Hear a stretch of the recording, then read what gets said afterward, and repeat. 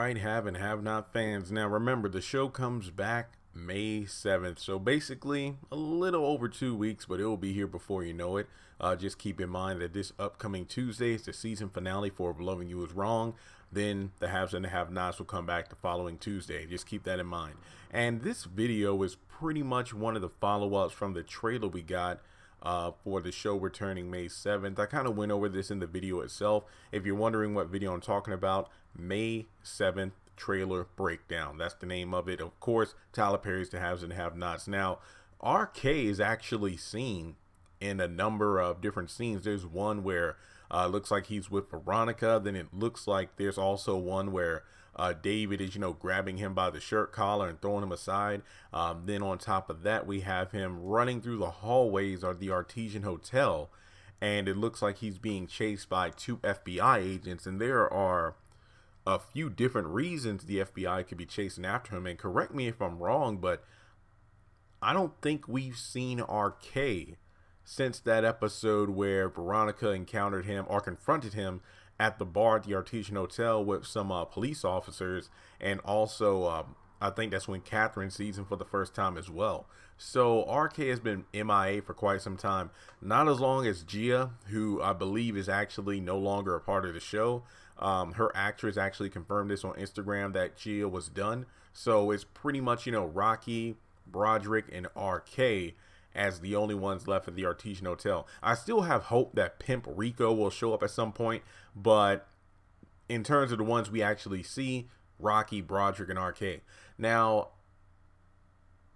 I'm really going to focus this video more on the FBI aspect of it in regards to why is the FBI chasing RK through the hallways. And I think it comes down to, let me see here.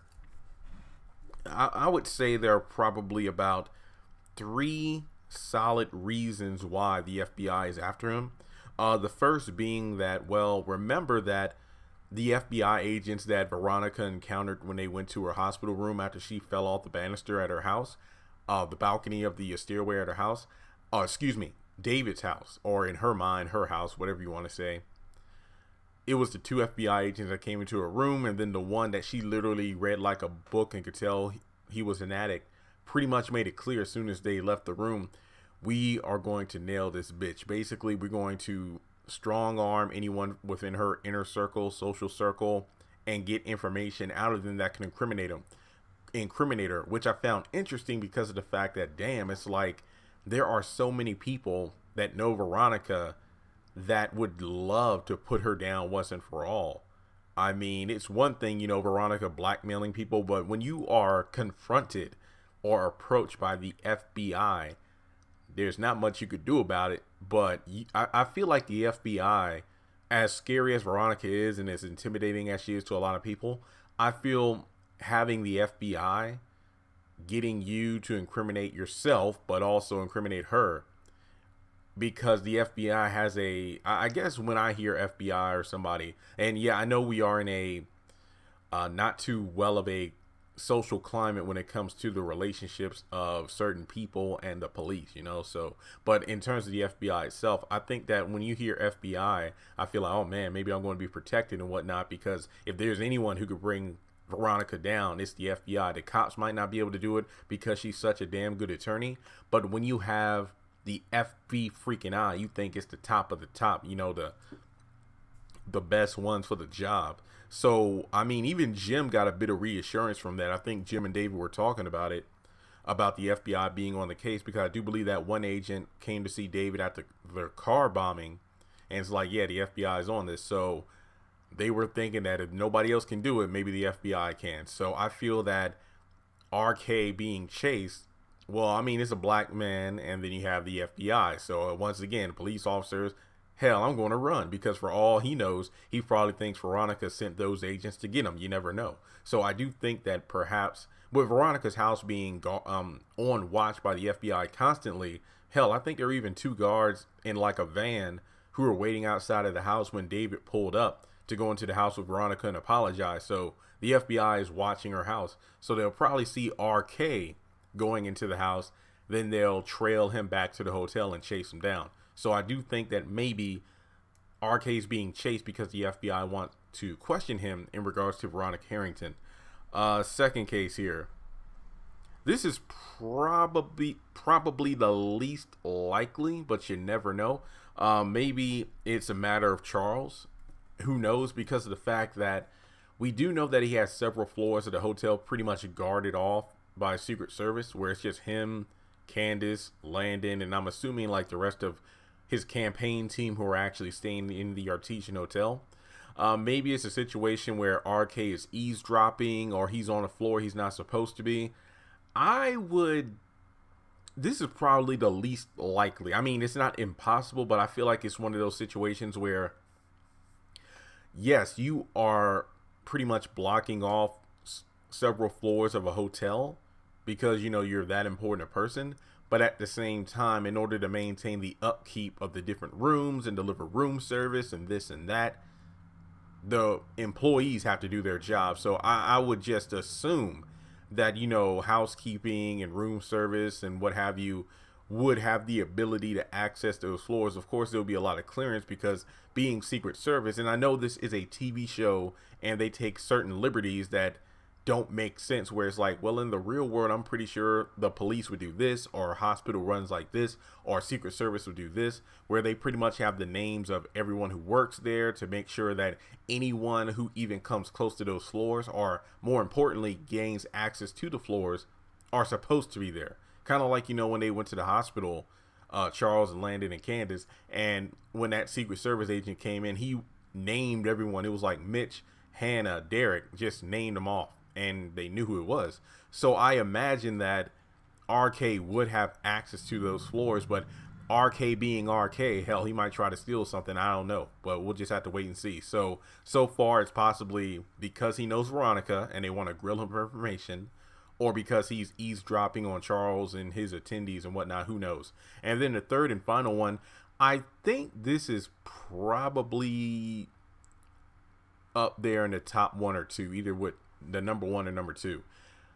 RK being an associate of Candace, and remember that Scott, the guy who wants Kyle's position as the Attorney General at some point, remember he was sent to Savannah in order to gain information on Candace. Now I imagine that Kyle, from his experience, you know, being robbed by Candace and whatnot, has an idea of, hey, you need to go ahead and grill all these workers at the bar, because I bet it's a prostitution ring at this hotel. And once again, the FBI and secret FBI and whatnot being as thorough as they are to an extent, they would know hands down that RK knows Candace well. So they will probably be chasing him down to gain information to give to Scott, to give to Kyle, to incriminate Candace and use that against Charles. I could definitely see that happening, because once again, it's just one of those situations where why would RK be actively running unless, you know, he either did something or they want something from him. And I guess you could say there is a fourth one, but I definitely think it's in line with number three because it has to do with RK and Candace. What if the FBI, after thorough investigation, actually determined and found out that Candace did kill Oscar? And I did a video already about what if Oscar was hired by the FBI in order to destroy Charles's campaign because they didn't want him to win anyway. Then they find out that it wasn't a suicide. This guy was murdered. Who did it and who was connected to it?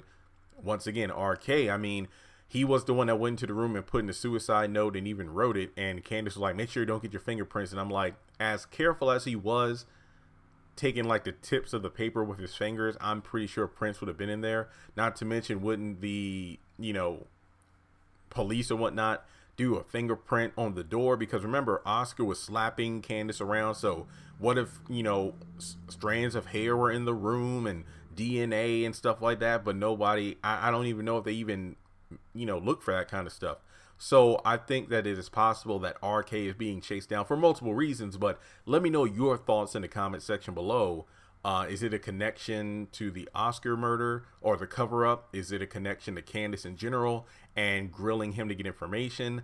Kind of like maybe in the same case with Veronica, because the FBI wants to bring down Veronica and Candace. Damn, I never thought of it that way. That's pretty awful. And then the other option being, you know, being on a floor he shouldn't be in because it's one of the floors that Charles has marked off. So with that being said, let me know your thoughts in the comment section below. Why do you think RK is being chased down? Subscribe to the channel if you haven't done so already. Literally, the haves and the have-nots comes back in a little over 2 weeks. A lot of other videos are coming out, and with the season finale of If Loving You Is Wrong coming up on Tuesday, yes, plenty of videos coming for that as well. So once again, subscribe, leave your thoughts in the comment section below, and I'll talk to you soon. Congratulations on making it to the end of this video. If you like what you just saw, make sure to hit the thumbs up button, or if you have anything you would like to add to the video, make sure to leave your thoughts in the comment section below. If you want to keep up with me on social media, go to the description box. All of my links for social media are right there. Also, if you feel like you would like to donate to the channel, make sure to click on the link to PayPal. Any amount helps. $1, $5, $20. As a full-time YouTuber, any support from my fans really does mean a lot to me. Finally, make sure to hit the subscribe button as well as the bell notification icon. That way you're kept up to date on any new content I post to the channel. Once again, thank you so much for tuning in, and I'll talk to you in the next video.